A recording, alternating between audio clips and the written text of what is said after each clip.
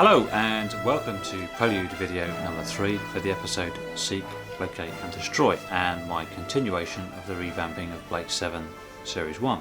A big thank you to you all for watching my new versions, and I've had some feedback from you and thankfully most of it is positive. Most of the episodes from Season 1 are my favourites and this one is no exception. Let me give you an idea of what I've been doing to this episode. Now this starts with the planet Kentaro, and I mistakenly believed that Kentaro was spelt with a K and not a C, and I had to consult the Blake 7 wiki database to correct that little issue. Now the original version of it started with Blake teleporting to the planet's surface and really straight into the story. And of course most fans will know the setting for the bulk of SLD was filmed at the ruined gasworks somewhere in London. I'm not entirely sure where it was, but it's long since been removed from the map. It was a sort of grey, dull looking film set filmed early or late in the year, so it was always a little bit rainy looking, so I've made the new shots in keeping with this. The new version of Seek, Locate and Destroy starts with the Liberator arriving out of Standard by 10. The various versions of Lightspeed which are described, and heading towards the planet. Now I've added a couple of additional shots here in order to convey a visual image of what the Federation has done to the indigenous population, so that we now have shots of utter carnage and their principal city lies in ruins after a war with the Federation. And hopefully this now fits in with the opening scene of Kentaro and gives a little background story. One of the major problems I found with this particular episode was with the robot. It was laughed at the time, and even the cast and crew found it very difficult not to laugh during filming because it was so awful. And it still makes me laugh when I see it today, as it reminds me of all the robots being built back at that time for shows like Blake 7 and Doctor Who, because they were always on wheels, and you can see this in its motion with its head wobbling around. Now, obviously it's not possible to go back and film the Blake 7 original sets because it's no longer there. So the only way I could do this is by taking a still, removing the robot with Photoshop, and then adding some grain and a little bit of camera movement, and that becomes my new background plate for the new robot. I've also replaced the scene in which the robot attacked Blake with fire, as I always felt it looked a little bit clumsy and slow. So the new robot actually attacks Blake with some kind of Federation blaster, as you'll see in the episode. This is not the only robot in Kentaro. In addition to this, I've also added an extra camera angle, so now when Blake and Villa are hiding from the robot, this is largely thanks to the original film crew filming an extra angle, but it was never used for the filming of the robot, so now you get an idea of exactly where they were.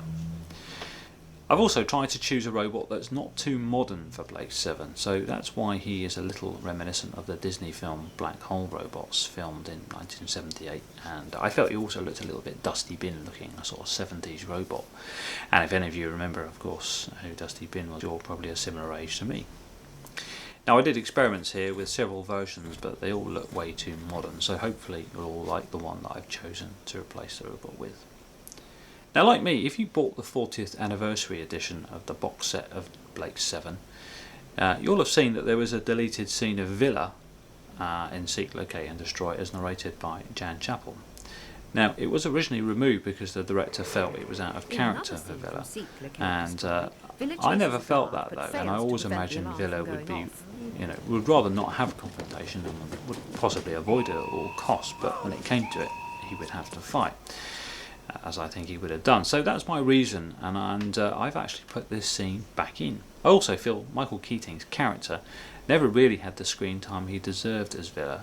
He was a huge favourite amongst the fan base, so this scene makes a welcome addition, and I've added various effects here when Villa kills the two guards with one shot. And I've also made one of the guards fire and miss Villa with some of the brickwork exploding.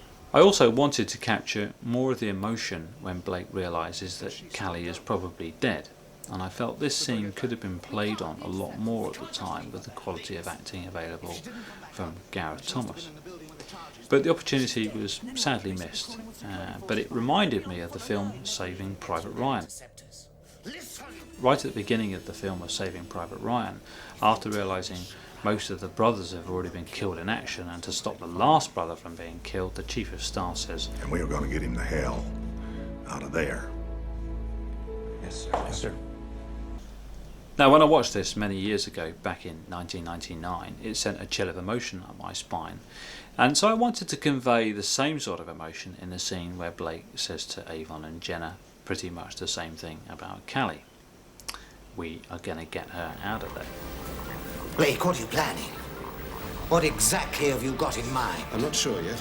We could make a really fast strike. They wouldn't be expecting anything. Oh, I admire your confidence. Oh, surprise is the only thing we've got on our side. Yes, well, however we do it, one way or another, we are going to get Callie out of there.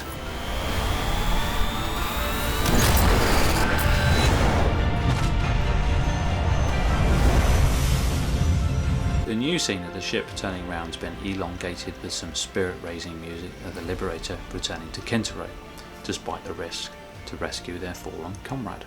I've also recreated Servalan's space station and added Travis's ship arriving at the base. You can even see one of the ships from the later episodes, Space Princess, I think, from the episode Gold in Series 4. This is present just for a few moments. And I've made the space station much bigger than the original and darker to convey the presence of the tyrannical Earth Federation, along with some dark music to add to the mood. In this episode also, although I'm not going to show you here, but you'll at last see Jenna appear to be in control of the Liberator.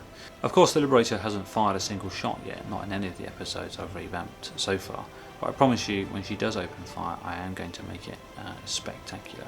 The music of Scott Buckley also makes a welcome return, as I absolutely love his stuff. He has a great pedigree in writing cinematic pieces, and some are present in this episode, of course. Like the other episodes, there are way too many changes for me to list, so you'll just have to watch when I'm finished in a few weeks, and I'm hoping to have this ready sometime later this month. Thanks again for watching.